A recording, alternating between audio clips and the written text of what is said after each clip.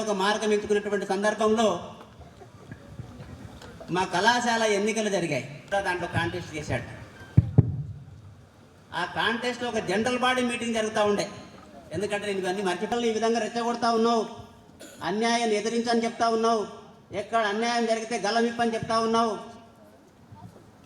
మరి రేపు నువ్వు ఏ విధంగా సమాజ సేవ చేస్తావు, ఏ విధంగా నువ్వు ఈ సమాజంలో నిలబడగలుగుతావు, బీఎస్సీ తర్వాత నువ్వు అడవులకు వెళ్తావా, నక్సలైట్ అవుతావా అని అడిగారు నన్ను. ఆ చేస్తానని చెప్పడం చేశాను. ఆ విధంగా చెబుతాను నిలబెట్టుకొని నేను ఉస్మానియా యూనివర్సిటీలో అడ్మిషన్ తీసుకొని ఉస్మానియా యూనివర్సిటీ తీసుకున్నట్టు అడ్మిషన్ని ఉస్మానియా యూనివర్సిటీ కోర్స్ అయిపోయిన తర్వాత ప్రథమ శ్రేణిగా అంటే దాని తర్వాత ఆ రోజుల్లో ఏంటంటే మాకు ఇంటికి పోతే పూట గడవదు, అన్నం దొరకడమే చాలా కష్టమైన పరిస్థితి. ఎంఎస్సీ అయితే ఏదో రకంగా అయిపోయింది, మళ్ళీ ఇంటికి పోతే మళ్ళీ ఏదో చేసుకోవడం జరిగింది. ఆ అన్వేషణలో నాకు మళ్ళా హెల్ప్ చేసినది మా గురువు గారు అయినటువంటి బుచ్చిలింగం గారు. బుచ్చిలింగం గారు అప్పుడు ఫోన్ చేసి, అరే నీకు ఎంఎస్సీ అయిపోయింది కదా, ఎగ్జామ్స్ ఒకటే బాకీ ఉన్నాయి కదా, ఎగ్జామ్ తర్వాత రాసుకోవచ్చు, నీకు పూట గడవ. నాకు ఉద్యోగాన్ని ఇప్పించినటువంటి ఘనత నా గురువు గారు అయినటువంటి బుచ్చిలింగం గారికి దక్కింది. ఆ రోజు నుంచి ఏ రోజైతే నా గురువులు గారు నా మీద ఉన్నటువంటి నమ్మకంతో నాకు ఉద్యోగాన్ని 1995లో నవోదయ విద్యాలయ సమితికి వచ్చాను. నవోదయ విద్యాలయ సమితికి నేను టీజీటీ మ్యాథమెటిక్స్ టీచర్గా ఎంటర్ అయ్యాను. ఒక 2 సంవత్సరాలు మ్యాథ్స్ టీచర్గా ఎంటర్ అయిన తర్వాత భగవంతుని యొక్క సత్కారంతోన, ఆయన యొక్క కృషి వలన, ఆయన యొక్క దయ వలన మళ్ళా రిక్రూట్ కావించబడ్డది. నేను ఆ పోస్టింగ్ అనేది నాకు మహారాష్ట్ర ఔరంగాబాద్లో ఇచ్చారు. అప్పటికనుకున్నా ఔరంగాబాద్ అయితే ఇచ్చారు, అక్కడికి పోతే నాకు హిందీ రాదు, నాకు మరాఠీ తెలియదు, ఉత్తరమా అన్నట్టు ఒక సందిగ్ధంలో ఉన్నప్పుడు మా ఫ్రెండ్స్ మళ్ళీ ప్రోత్సహించి, లేదు నీ దగ్గర పొటెన్షియల్ ఉంది, కంపల్సరీ వెళ్ళాలని ట్రైన్ 2 సంవత్సరాలు మీ అందరి సహకారంతోన నేను దిగ్విజయంగా పనిచేయడం జరిగింది. అక్కడి నుంచి రిక్వెస్ట్ ట్రాన్స్ఫర్తో వరంగల్కి, కరీంనగర్కి, ఏ రోజుకైనా ఎన్ని రోజులకైనా నా గడ్డ మీద పనిచేసే అవకాశం ఒక్కరోజు వచ్చినా నా జీవితం ధన్యమవుతుందని ఆ అవకాశాన్ని నాకు భగవంతుడిచ్చాడు. ఈ గడ్డ మీద ఉన్నటువంటి విద్యార్థులకి 3 సంవత్సరాలు సేవ చేసేటటువంటి అవకాశాన్ని నాకు కల్పించారు. ఆ అవకాశాన్ని నేను సద్వినియోగపరుచుకున్నాను అని ఒక విశ్వాసం అయితే నాకు కలుగుతూ ఉంది. ఇంకా చెప్పాలంటే నాకు నా క్లాస్మేట్స్ యొక్క సహకారంతో పాటు నాకు ముందు నడిచినటువంటి నా సీనియర్స్, ఈరోజు నా ముందర ఉన్నాడు మా అన్న ప్రకాశం అన్న మాకు ఉస్మానియా యూనివర్సిటీలో పరిచయం. మాకు అన్న నేను వచ్చాను మీ తమ్మునిగా, మీరు ఆదరించాలంటే నన్ను హక్కున చేర్చుకున్నారు వాళ్ళందరూ. ఆ రోజు నన్ను హక్కున చేర్చుకొని భుజము తట్టి, తమ్మి మేము ఉన్నాము మీకు ఎందుకని. ఈరోజు కూడా అన్న అంటే తమ్మి ఏం కావాలనేటటువంటి మా అన్న ప్రకాశం అన్న ఉన్నాడు, ఆయన కూడా నేను శిరస్సు వంచి నమస్కరిస్తున్నాను. ఎందుకంటే ఆ రోజుల్లో ఉస్మానియా నుంచి, గద్వాల నుంచి ఉస్మానియాకి పోవడమే నేను ఫస్ట్ టైం పోయాను ఎంఎస్సీ ఎగ్జామ్ రాయడానికి. అంతవరకు హైదరాబాద్ ఎక్కడుందో నాకు తెలియదు, ఇది నిజం. అది కూడా నేను రైల్వే స్టేషన్లో దిగాను. హైదరాబాద్ అంటే తెలియదు, ఉస్మానియా అంటే తెలియదు. ఆ రోజుల్లో నా మిత్రుడు ఇంజనీరింగ్ కాలేజీలో ఉండే, ఆయనే బి నవీన్ కుమార్, అరే నువ్వు ఎక్కడికి పోవద్దు, రైల్వే స్టేషన్లోనే దిగి అక్కడే నిలబడి గేటు ముందర నేను వచ్చి నేను పికప్ చేసుకుంటా, తీసుకొని పోయి నన్ను ఆ హాస్టల్లో పెట్టి ఎగ్జామ్ రాశాను. నెక్స్ట్ డేనే నాకు ట్రైన్ ఎక్కించాడు, మళ్ళీ నువ్వు గద్వాలో దిగి ఇంటికి వెళ్ళి, లేకపోతే మిస్ అయిపోతావు. 2 వారం రోజుల తర్వాత రిజల్ట్స్ వచ్చాయి, ఉస్మానియా జాయిన్ అయిపోయాను. ఆనాటి ఒక సంఘటన మీకు గుర్తు చేస్తాను. మా పరిస్థితి, మా కుటుంబ పరిస్థితి చాలా దయనీయమైనటువంటి పరిస్థితి. నేను నిజంగా చెప్తున్నాను, నేను చాలా పేద కుటుంబం నుంచి వచ్చినటువంటి బిడ్డని. నా తల్లిదండ్రుల పుణ్యమో భగవంతుని కృపనో ఈరోజు ఇంతమంది యొక్క మన్ననలు అందుకున్నాను. ఆ సంఘటన ఏంటంటే, మా కుటుంబ ఆర్థిక పరిస్థితి చాలా భయంకరంగా ఉండే. ఆ రోజుల్లో నాకు ఒకటే పాయింట్ ఉండేది, ఉస్మానియా యూనివర్సిటీలో జాయిన్ అయినప్పుడు నా దగ్గర ఉన్నది ఒకటి సింగిల్ పాయింట్ ఉన్నది, 2 సెట్లు ఉన్నాయి. యూనివర్సిటీ క్లాస్లోకి పోవాలి, రావాలి. చెప్తున్నాను నా పరిస్థితి మీరు అర్థం చేసుకోవాలి. అయితే ఒకరోజు నా మిత్రుడు హాస్టల్కి వచ్చాడు, ఎట్లా ఉన్నాడో వీడు చూద్దామని. అదే మా మిత్రుడే. వచ్చి నా పరిస్థితి, నా వేషధారణ చూశాడు, బాధపడ్డాడు. ఏమనలే నా దగ్గర. అరే ఎక్కడ బండి అన్నా, నేను దగ్గర ఒక స్కూటర్ ఉండే, చెత్తకుండే, ఎల్ఎంఎల్ వెస్పాన్ ఏదో ఉండే చెత్తకు. అరే ఎక్కువ ఇంజనీరింగ్ కాలేజ్ తీసుకెళ్ళాడు, ECH 1 ఇంజనీరింగ్ హాస్టల్ 1 అని. అక్కడ పోయిన తర్వాత ఏదో మాట్లాడతాడులే అనుకున్నా. అయితే ఆయన ఫిజికల్గా స్ట్రాంగ్ ఉంటాడు, నాకన్నా కొద్దిగా బలంగా ఉంటాడు, వెయిట్ ఉంటాడు, బరువుగా ఉంటాడు మనిషి. ఆయన ఏం చేశాడంటే బట్టలు అన్నీ తీసి బయట పడేసేట్లు, అన్నీ బయట పడితే అనుకున్నా ఉతుకుతాడేమో అనుకున్నా, వాచ్ చేయడానికి తీసాడేమో బట్టలు అనుకున్నా. అరే చూడరా ఎట్లా ఉన్నాయన్నాడు. బాగానే ఉన్నాయిలే అన్న. నాకు తెలియదు ఎందుకు తీశాడు. అరే ఒక పని చేయి, ఇవన్నీ తీసుకొని నీకు మంచి ఏదో సెలెక్ట్ చేయన్నాడు. అన్నీ మంచిగా ఉన్నాయన్న. అట్లా కాదు, నీకు మంచిగా ఉన్నాయి, సూటబుల్ సెలెక్ట్ చేసుకున్నాను. అయితే నేను కొన్ని 4 పాయింట్లు 3 అంగీలు ఏదో పక్కకి పెట్టాను. ఏంటి అంటే, లేదు బ్యాగ్లో పెట్టు, ఇవన్నీ నీకు టైలర్ దగ్గర తీసుకెళ్ళి నీ మెజర్మెంట్స్ ప్రకారం దీన్ని ఆల్టరేట్ చేపిస్తాను. రేపటి నుంచి నువ్వు ఇదే డ్రెస్లో నువ్వు ఇంజనీరింగ్ కాలేజీకి వెళ్ళాలి, ఇదే డ్రెస్లో నువ్వు చదువుకోవాలంటే నేను చాలా సంతోషపడి ఆ డ్రెస్సులతోనే నేను MSc కంప్లీట్ చేశాను. ఆయన డ్రెస్సులతోనే నేను ఆదర్శ కాలేజీలో జాయిన్ అయ్యాను. చాలా రోజుల వరకు అదే డ్రెస్సులతోనే నేను నా ప్రయాణాన్ని సాగించాను.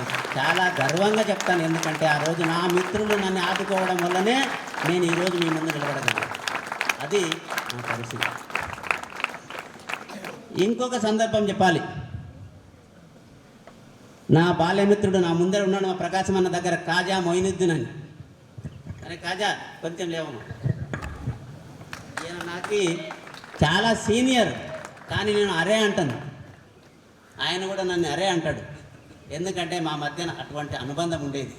ఆ కాజా మొయినుద్దీన్ కూడా మా ఫ్యామిలీ మెంబర్గా, మా అమ్మ వాళ్ళకి కానివ్వండి, మా నాయన వాళ్ళకి కానివ్వండి, మా ఇంటికి సొంత కుటుంబ సభ్యులుగా ఎప్పుడైనా వచ్చేవాడు, ఎప్పుడైనా పోయేవాడు. ఆయన నేను కూడా చాలా ప్రయాణం కొనసాగించాం, ఇద్దరం కలిసి తిరిగాం. ఆయన కూడా నాతో పాటు, నేను చెప్పవచ్చో చెప్పకూడదు నాకు తెలియదు, కానీ ఆ రోజుల్లో మా వాడు గతి తప్పాడు. గతి తప్పినటువంటి వ్యక్తి రస్తలో నాకు అడ్డు తగిలాడు. ఆ అడ్డు తగిలినటువంటి వ్యక్తిని నేను గమ్యం తీర్చాను. ఆయన ఇంటర్మీడియట్ ఫెయిల్ అయ్యాడు. 3 సంవత్సరాలు అయిపోయింది, పాస్ కాలేదు. నాకు తారసపడిన తర్వాత నేను కొంత ఆయనకి సజెషన్ ఇవ్వడము, మ్యాథ్స్ చెప్పడము. ఇంటర్మీడియట్ పాస్ అయ్యాడు, నాతో పాటు డిగ్రీ చదివాడు. అప్పుడు కూడా కంబైన్డ్ స్టడీ చేసి డిగ్రీ పాస్ అయ్యాడు. బీఈడీ కూడా ఎంట్రన్స్ రాపించి బీఈడీ అడ్మిషన్ వచ్చింది. టీచర్గా ఈ మధ్యన స్కూల్ అసిస్టెంట్గా రిటైర్డ్ అయ్యాడు అనుకుంటాను. అటువంటి మా కాజా మొయినుద్దీన్ కూడా నా ముందు నిలబడ్డాడు. నా ప్రస్తావన ఇది. నా యొక్క బాల్యం.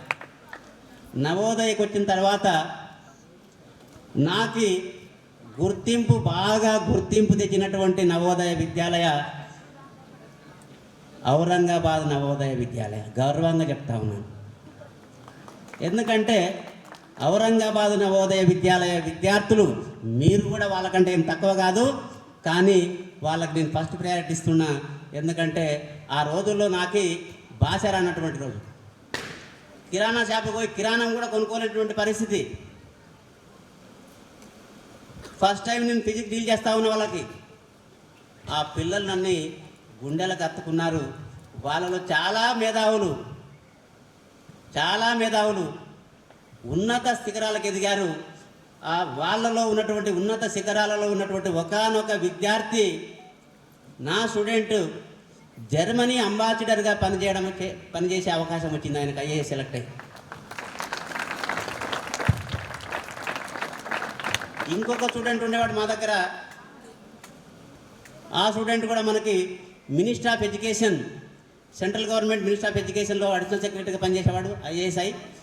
వాళ్ళిద్దరి యొక్క ప్రోత్సాహం వలన, వాళ్ళిద్దరి యొక్క మోటివేషన్ వలన, వారిద్దరి యొక్క మనోధైర్యం వలన నా కూతురు శ్రీవిద్యని నేను జర్మనీకి పంపించాను.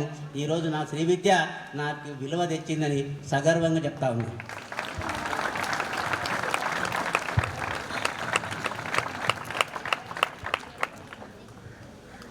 ఇకపోతే నవోదయ విద్యాలయంలో నా యొక్క ప్రస్తావన సాఫీగా ఏం జరగలేదు. ఒడిదిడుకులు సహజం. ఒడిదుడుకులను ఎదుర్కొని ముందుకు సాగడమే మన యొక్క కర్తవ్యం. కాబట్టి ఏ చిన్న సమస్య వచ్చినా తిరగకుండా నా మిత్రుల సహకారంతో అక్కడ ఉన్నటువంటి ఉపాధ్యాయ వర్గంతో పేరెంట్స్తో విద్యార్థులతో సమన్వయంగా ముందుకు పోయాను. ఆ ముందుకు పోవడంలో మీరు అందరూ నాకు సహకరించారు. సహకరించినందుకు మరి ఒకసారి మీ అందరికీ ధన్యవాదాలు తెలియజేస్తాను. ఇకపోతే మన నవోదయ విద్యాలయంలో నేను 2023లో అడుగుపెట్టాను. జేఎన్వి నాగర్ కర్నూలు కొట్టాం ఈ ప్లేస్లో అడుగుపెట్టి సుమారుగా 3 సంవత్సరాలుగా వస్తూ ఉంది. ఈ 3 సంవత్సరాలలో నేను నా యొక్క వృత్తి ధర్మాన్ని కరెక్ట్గానే నిర్వహించాలని అనుకుంటున్నాను. కొద్దిగా ఏదైనా అటు ఇటు ఉన్నా మీరు పెద్ద మనసుతో మీరు దాన్ని మాఫీ చేయాలి. నేను వచ్చి 3 సంవత్సరాల ఈ చిన్న సమయంలో నేను విద్యాలయకు మంచి చేయడానికి ప్రయత్నం చేశాను. విద్యార్థుల యొక్క అభివృద్ధిని ముందుకు తీసుకుపోవడానికి ప్రయత్నం చేశాను. ప్రిన్సిపాల్ గారికి సహాయ సహకారాలు అందిస్తూ ఎటువంటి మా ఇద్దరి మధ్యన మనస్పర్ధలు లేకుండా సార్ చెప్పాడు ఇప్పుడే రామ లక్ష్మణులాగా ఈ విద్యాలయం నడిపాము. ఎటువంటి మా ఇద్దరి మధ్య భేదాభిప్రాయాలు లేకుండా స్కూల్ నడిపాము. సార్ ఇది అంటే జరగడం ఇది, నేను ఎస్ అంటే సార్ ఎస్ అనేవాడు, సార్ ఎస్ అంటే నేను ఎస్ అనేవాడిని. ఆ విధంగా ఈ విద్యాలయాన్ని ముందుకు జరిపాము. ఈ విద్యాలయ అభివృద్ధిలో మేము అందరం కూడా పాల్పంచుకున్నాం. ఇకపోతే గత సంవత్సరం జనవరి మాసంలో నాకు ఒకటి ఛాలెంజ్, నా లైఫ్లో ఒక ఛాలెంజ్ని ఎదుర్కోవాల్సినటువంటి పరిస్థితి వచ్చింది. ఆ ఛాలెంజ్ ఏంటంటే జవహర్ నవోదయ విద్యాలయ నిజామాబాద్ కొద్దిగా ఒడిదిడుకుల మధ్య ఉంది, దారి తప్పే పరిస్థితి ఉంది. విద్యార్థులు అన్రెస్ట్లో ఉన్నారు, పేరెంట్స్ అసంతృప్తిలో ఉన్నారు. ఆ విద్యాలయాన్ని సక్రమమైన మార్గంలో నడపడానికి నువ్వే కరెక్ట్ అయిన వ్యక్తివని నా మీద నమ్మకం ఉంచి నన్ను ఆ స్కూల్కి పంపించినటువంటి గోపాలకృష్ణ సార్కి కూడా నేను ధన్యవాదాలు తెలియజేస్తా ఉన్నాను. ఎందుకంటే సార్ మంచో చెడో నన్ను సెలెక్ట్ అయితే చేశాడు. ఆ రోజుల్లో నాకు పోవడానికి అంత ఇష్టంగా లేకపోయింది. నేను రీజనల్ ఆఫీస్కి వెళ్ళి రిక్వెస్ట్ చేశాను, సార్ నా పరిస్థితి ఇది, మా అమ్మకి 90 ఏళ్ళ వయసు ఉంది, ఆమె యొక్క ఆరోగ్య పరిస్థితి సరిగా లేదు. నేను నా లైఫ్ అంతా కూడా వివిధ ప్రాంతాల్లో పనిచేసి లాస్ట్ మినిట్లో నాకు 3 సంవత్సరాల వ్యవధిలో నేను నా జిల్లాకి నా తల్లిదండ్రుల దగ్గరికి వచ్చాను. ఆ తల్లిదండ్రులను చూసే అవకాశం కలిగించండి సార్ అంటే, జానగ్రామంలో అది కరెక్టే, మనకి మాతృ సంస్థ మనల్ని తల్లిలాగా ప్రేమించే మన సంస్థని కూడా మనం కాపాడుకోవాల్సిన బాధ్యత నీ మీద ఉంది. కాబట్టి అన్ని బాధ్యతలతో పాటు ఈ బాధ్యతను కూడా నువ్వు నిర్వర్తించడంలో నువ్వు దిగ్విజయం అవుతావు, దానికి సహాయ సహకారాలు నా నుంచి ఉంటాయి అని వెన్ను తట్టి నన్ను అక్కడికి పంపించాడు. ఆ పంపించడమే నా లైఫ్లో ఒక మలుపు తిరిగిందని చెప్పుకుంటున్నాను సార్. ఎందుకంటే మనిషి యొక్క గొప్పతనం ఎప్పుడు బయటపడుతుందంటే పిల్లల ముందు భాషణలు ఇవ్వడము, మంచిగా ఉండే విద్యాలయం నడపడంలో ఒక వ్యక్తి యొక్క గొప్పతనం బయటపడదు. ఒక వ్యక్తి యొక్క గొప్పతనం లేదా ఆ వ్యక్తి యొక్క స్కిల్స్ బయటపడాలంటే క్లిష్టమైనటువంటి పరిస్థితులలో చాలా గతి తప్పినటువంటి స్కూల్ని సక్రమ మార్గంలో పెట్టాలన్నటువంటి సందర్భంలో నాకు అవకాశం వచ్చింది. ఆ అవకాశాన్ని సద్వినియోగం చేశాను. అక్కడ నేను ఉదయం 4 o'clock నుంచి నైట్ 12 o'clock వరకు నేను పనిచేసి ఆ విద్యాలయాన్ని చాలా తక్కువ సమయంలో నేను గాడిలోకి తీసుకొచ్చాను. అక్కడ ఉన్నటువంటి పేరెంట్స్ యొక్క లేదా పిల్లల యొక్క ఆఫీసర్ల యొక్క మన్ననలు పొందాను. అవకాశాన్ని నాకు కలిగించినటువంటి గోపాలకృష్ణ సార్కి కూడా నేను నమస్కారాలు తెలియజేస్తా ఉన్నాను. ఆ స్కూల్ నుంచి నేను వచ్చిన తర్వాత మా అన్న రాజేంద్ర అన్న పోయాడు సమ్మర్లో ఆ స్కూల్కి కదన్నా. పోయితే ఆ ర్యాండమ్ చెకింగ్కి వెళ్ళాడు, స్కూల్ డెవలప్మెంట్ ఎట్లా నడుస్తుందని చెక్ చేసి వచ్చిన తర్వాత ఒక దగ్గర మేము సమావేశంలో కలిసాం. అన్న చెప్పాడు, అన్న జానగ్రామ్ done excellent job in Nizamabad, that he's given a great pleasure to me. నాకు చాలా ఆనందాన్ని ఇచ్చింది. ఎందుకంటే అటువంటి క్లిష్ట పరిస్థితులు ఉన్న స్కూల్ని, గాడి తప్పిన స్కూల్ని సరైన మార్గంలో పెట్టానని మా మిత్రులు లేదా మా అన్నలు అందరు గమనించి నాకు చెప్తా ఉంటే చాలా సంతోషం అనిపించింది. మనిషి అనేవాడు ఏదైనా సాధిస్తే సమాజానికి ఉపయోగపడి పని చేయాలనేటువంటి ఒక నానుడి ఉంది. నేను కూడా ప్రతి వ్యక్తికి స్వార్థం ఉంటుంది, స్వార్థం లేకుండా ఎవరున్నాం. కానీ స్వార్థంలో కూడా సమాజ సేవ కొంత దాగి ఉండాలి. ఏముండాలి? మన యొక్క స్వార్థము తప్పదు, స్వార్థముతో పాటు సమాజానికి ఉపయోగపడే పని చేయాలి. అప్పుడే మన మానవ జన్మకి సార్థకం. ఆ నానుడికి అనుగుణంగా నేను కొంత ప్రయత్నం చేసిన మాట వాస్తవం. సఫలీకృతం అయితే అయ్యానో కాదో తెలియదు, కానీ నా ప్రయత్నం మాత్రం ఆ దిశలో జరిగిందని నేను సగర్వంగా చెప్తా ఉన్నాను. ఇకపోతే నేను ఈ విద్యాలయకు వచ్చిన తర్వాత ఇక్కడ ఉన్నటువంటి అందరి ఉపాధ్యాయ వర్గం, టీచింగ్ కానివ్వండి, నాన్ టీచింగ్ కానివ్వండి, అందరి సహకారం నాకు చాలా మంచిగా అందించారు. విద్యాలయ హితవులో ఎప్పుడైనా కోపపడ్డా వాళ్ళు నన్ను అర్థం చేసుకున్నారు. విద్యాలయ కొరకే సార్ మాట్లాడాలని. తర్వాత మేము అందరం ఒక టీమ్గా స్కూల్ నడిపాం. ఈ విద్యాలయంలో ఎప్పుడు కూడా సిబిఎస్ఈ రిజల్ట్స్ 100% ఉండి మన యొక్క స్కూలు ఉన్నత స్థానంలో ఉంచడానికే మా అందరం ప్రయత్నం చేశాం. ఆ ప్రయత్నం కంటిన్యూ కొనసాగుతూనే ఉంటుందని నేను మీకు తెలియజేస్తూ ఉన్నాను. ఈ సంవత్సరం కూడా మన ఫలితాలు అద్భుతంగా వస్తాయి. పేరెంట్స్కి ఎటువంటి సందేహం అవసరం లేదు, విద్యార్థులకి సంకోచిత అవసరం లేదు. ఎందుకంటే మీరు ఏ విధంగా పనిచేశారు, మన టీచర్లు ఏ విధంగా కష్టపడ్డారు, రిజల్ట్స్ ఏ విధంగా వస్తాయో నేను ఊహించుకునేటటువంటి శక్తి సామర్థ్యాలు నాకు దేవుడు ఇచ్చాడు.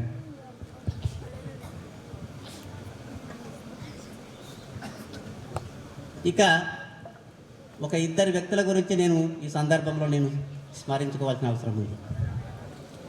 ఒకటి నా మిత్రుడు వెంకట్రావు ఉన్నాడు ఇక్కడ. వెంకట్రావు సార్ ఈ విద్యాలయకి పేరెంట్ కూడా. ఆయన యొక్క అభిలాష, కృషి, ఆలోచన విధానం ఆయన వ్యక్తపరిచాడు. ఆయన విధానం ఏంటంటే మనలో మనం సంపాదించిన డబ్బులో కొంత డబ్బు అయినా సమాజ అభివృద్ధిలో ఉపయోగించాలి అనే తత్వం గల వ్యక్తి. అటువంటి వ్యక్తి నాకు మిత్రుడు అవ్వడం నేను గర్వంగా భావిస్తున్నాను. నా ఫేర్వెల్ పార్టీ ఈరోజు జరుగుతూ ఉంది. ఏది? ఈ మన రిటైర్మెంట్ సూపర్ అన్వేషన్ ఫంక్షన్. ఆ సూపర్ అన్వేషన్ ఫంక్షన్కి నేను ఎంత ఆరాటపడ్డానో తెలియదు, కానీ నాకన్నా ఎక్కువ ఆరాటపడినటువంటి మిత్రుడే నా వెంకట్రావు. ఎందుకంటే ప్రతి నిమిషం సార్ ఫంక్షన్ ఏం అరేంజ్మెంట్ చేశారు సార్, ఏం ప్లాన్ చేశారు సార్, ఎంతవరకు వచ్చినాయి సార్, నిరంతరం నన్ను ముళ్ళుకర్రతో పొడిచి ఈరోజు ఈ స్థాయికి తీసుకొచ్చాడు. నేను ఆయనకి ధన్యవాదాలు తెలియజేస్తూ ఉన్నాను. అదేవిధంగా ఇంకొక మిత్రుడు Navodaya student, alumni of Chittoor JNV, Subrahmanyam alias Bittu. ఈయన కూడా ఈ ప్రోగ్రాం నా ప్రోగ్రాం కాదు, ఆయన ప్రోగ్రాం లాగా తీసుకొని ఈ ప్రోగ్రాంలో చాలా భాగస్వామ్యం చేశాడు. ఆయన కూడా నేను సభాముఖంగా నా తరపున ధన్యవాదాలు తెలియజేస్తా ఉన్నాను. ఈ సమావేశానికి ఈరోజు నాకు వీడుకొలిచినటువంటి సమావేశానికి ముఖ్యంగా ఒక సంఘటన చెప్తాను. ఇంకొక సంఘటన గుర్తొస్తుంది నాకు. నేను 97లో ఔరంగాబాద్కు పోయినప్పుడు మా అమ్మాయి 3వ తరగతి ఉన్నది, మా అబ్బాయి 6 నెలల బాబు ఉండేవాడు.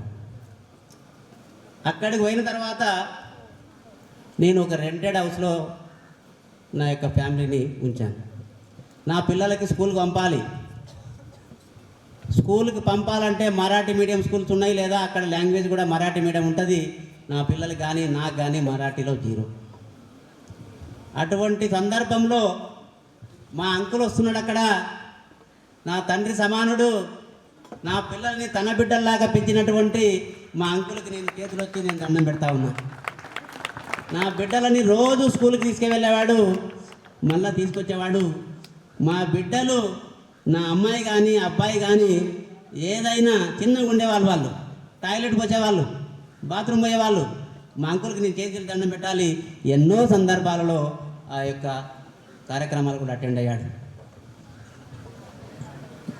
30 సంవత్సరాల యొక్క పరిచయమే ఈరోజు నిలుటద్దం మా అంకుల్ గారు. నాకున్నటువంటి అనుబంధం అక్కడి నుంచి 30 సంవత్సరాల తర్వాత ఎవరైనా గుర్తుపెట్టుకొని ఒక ఆయన మా ఇంట్లో ఉండే ఆయన యొక్క సూపరాన్వేషన్ ఫంక్షన్ జరుగుతూ ఉంది, ఒక 500 కిలోమీటర్ల దూరంలో పోయి అటెండ్ అవుతామని అనుకునే వాళ్ళు ఉన్నాం మనం ఈ రోజుల్లో. ఏదో ఫ్యామిలీతో మొత్తం ఫ్యామిలీ వచ్చింది. ఈ ఆనందానికి అంతులు లేవు.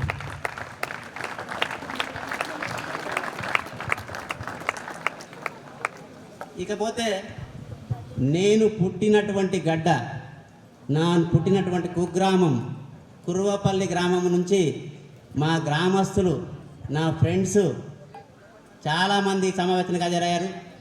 దాంట్లో మా గ్రామ సర్పంచ్ నరసమ్మ తిరుపతయ్య గారికి, నాకు మా అల్లుడు తిరుపతయ్య ఉంటాడు ఇక్కడ, అది తిరుపతి లేదా, అదో మా అల్లుడు అంటాను ఎప్పుడు, మామ అల్లుడు ఎట్లా ఉండమంట, మామ బాగున్నా అంటాడు. నా అల్లుడు నన్ను ఈరోజు ఈ గజమాలతో సన్మానించాడు. దీన్ని బట్టి ఆయన గుండెల్లో నా స్థానం ఏందో అర్థమవుతా ఉంది.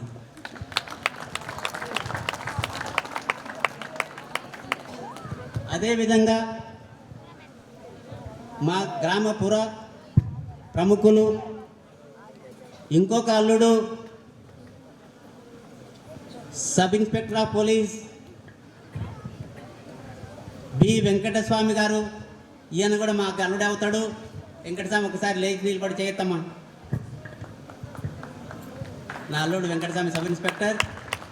ఈ అల్లుడు గారు కూడా చాలా మర్యాదగా, అంటే స్వతः తల్లిదండ్రులకి భయపడతారో లేదో నాకు తెలియదు, కానీ నన్ను చూస్తే భయమో భక్తో నోటి మాటలు బతకవు మా సబ్ ఇన్స్పెక్టర్ గారికి. అంత ఆప్యాయతతో, అంత మర్యాదగా, నేను అంటేనే ఏదో గొప్ప వ్యక్తిలాగా చూసుకునేటటువంటి మా వెంకటస్వామి గారికి, మా గ్రామ మాజీ సర్పంచ్, ఎంపీటీసీ, మా తమ్ముడు జైల్, మా అల్లుడు అంజీ, అందరికి కూడా పేరు పేరున ధన్యవాదాలు తెలియజేస్తా ఉన్నాను. ఇకపోతే నేను కొరిపాడు అనేటువంటి గ్రామానికి అల్లుడిని. ఆ గ్రామం నుంచి, అంటే మా మేడం గారి విలేజ్ నుంచి, ఆ గ్రామం నుంచి కూడా చాలా పెద్ద మొత్తంలో నా కుటుంబ సభ్యులు, బంధుమిత్రులు హాజరయ్యారు.